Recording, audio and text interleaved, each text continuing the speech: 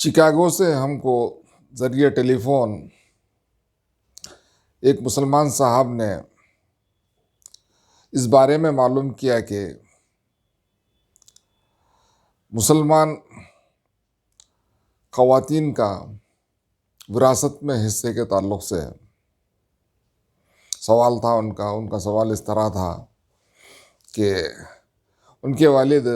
Army میں کام کر رہے تھے اور ریٹائرڈ ہو گئے، اور ریٹائرڈ ہونے پر شہر حیدرآباد کے اے سی گارڈ میں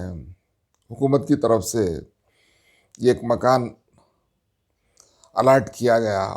جو سرکاری مکان تھا، جس کا جملہ رقبہ 900 مربع گز اور تعمیر 100 گز پر تھی۔ تو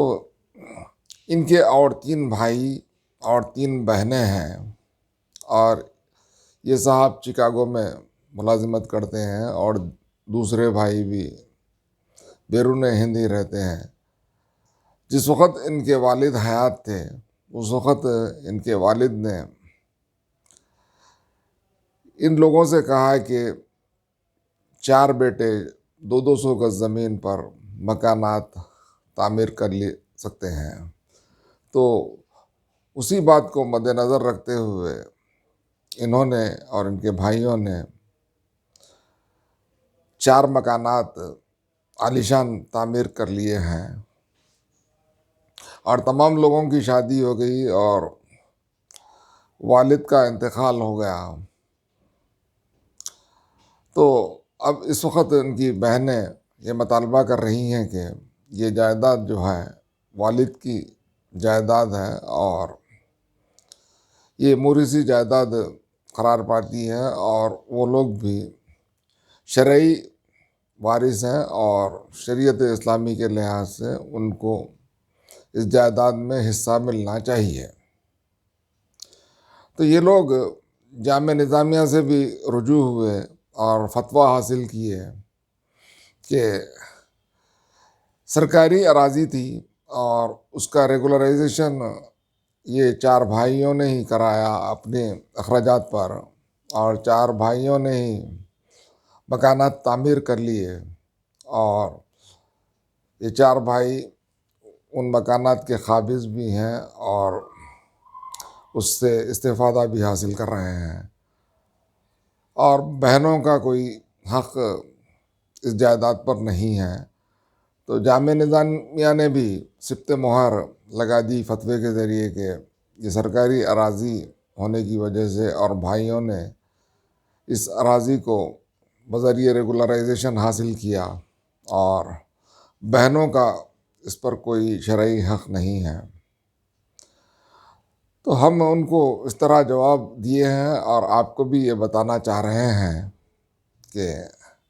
اگر ان کے والد آرمی میں کام نہیں کرتے اور حکومت کی طرف سے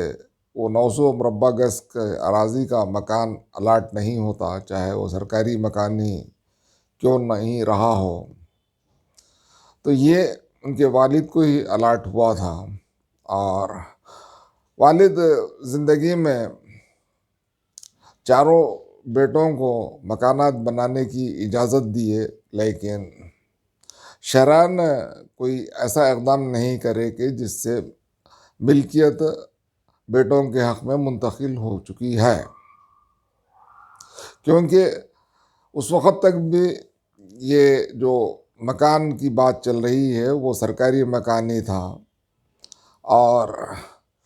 حال ہی میں حکومت کی جانب سے ریگولرائز کیا گیا، اور ریگولرائز کرنے کے جو اخراجات بیٹوں نے برداشت کیے، اور پھر وہاں تعمیرات بیٹوں نے کی ہیں، اور اسی کو مد نظر رکھتے ہوئے بیٹوں کا ادعا یہ ہے کہ وہ اس جائیداد کے مالک اور قابض ہیں۔ تو میں نے ان کو یہی رائے دی کہ اگر والد آرمی میں ملازمت نہیں کرتے اور حکومت کی طرف سے والد کو اگر یہ مکان نہیں ملتا، تو وہ لوگ باوجود سرکاری اراضی کے وہاں پر نہ تو مکان بنانے کا موقع ملتا، اور نہ ہی اس کو ریگولرائزیشن کرنے کا موقع ملتا، چاہے وہ سرکاری اراضی کیوں نہ ہو، یہ والد کے توسط سے ملی ہے، اور اس اراضی کو یا اس مکان کو متروکہ مکان قرار دیا جا سکتا ہے، متروکہ جائیداد قرار دیا جانا چاہیے شریعت اسلامی کی روح سے، اور اس مکان کی شرعی تقسیم عمل میں لائی جائے، اور بہنوں کو بھی بہنوں کا حصہ دے دیا جائے۔ اور جامعہ نظامیہ سے جو فتویٰ حاصل کیا گیا تھا وہ یہی بتا کر لیا گیا تھا کہ سرکاری اراضی تھی اور اس پر مکانات تعمیر کرے ہیں اور ریگولرائزیشن کرا لیے ہیں۔ تو عرض کرنا یہاں پر یہی ہے کہ، اور قابل غور بات یہی ہے کہ سرکاری اراضی جو ملی وہ موقع والد کو ملا تھا، اور والد کے توسط سے ہی یہ سرکاری اراضی آپ تک پہنچی ہے، تو آپ کو کوئی قانونی یا شرعی حق حاصل نہیں ہوتا کہ اس کا تصرف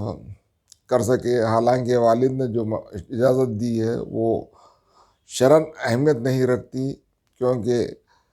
وہ خود مالک نہیں تھے، اور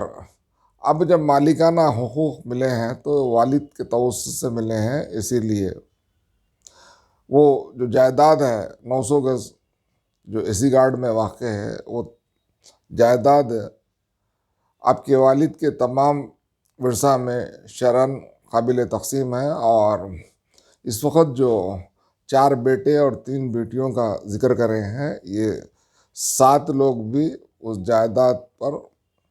وراثت رکھتے ہیں، اور اس کی تقسیم بیٹوں کو 2 حصے اور بیٹی کو 1 حصے کی نسبت میں عمل میں لائی جائے، اور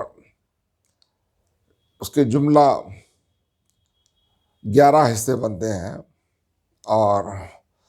ہر بیٹا 2 حصے لینا چاہیے اور ہر بیٹی 1 حصہ حاصل کر لیں، اور جو مکانات اور جو اخراجات آپ نے اس جائیداد کو حاصل کرنے کے لیے خرچ کیے ہیں، وہ اخراجات